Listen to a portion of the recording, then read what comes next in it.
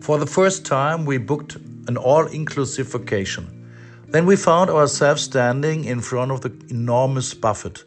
Each family member filled their plate and returned to our table. My son arrived significantly later than the rest, and the reason was obvious. His plate seemed to contain half of the buffet. I looked at him critically, and he met my gaze with a confident statement. "I can do this." Of course, he didn't manage. No one could have. We then asked him to take less food next time, eat that first, and, if he still had room, go back for more. He wouldn't miss out. And that's what he did. This example came to mind when I read today's impulse. The Apostle Paul also advises, "For by the grace given to me, I say to every one of you, do not think of yourself more highly than you ought, but rather think of yourself with sober judgment, in accordance with the faith God has distributed to each of you."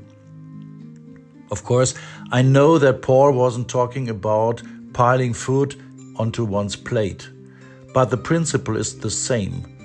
A healthy assessment of one's own abilities. Nothing is worse than people not knowing what they are capable of or where their limits lie. By doing so, they not only endanger themselves but also the community they belong to. And this applies in both directions. Overestimation means that others always have to pick up the slack. Underestimation has the same effect, except that the person never reaches their full potential. In both cases, God is deprived of honor, and so is the person themselves. Let us each find out in our own way what God has destined for us.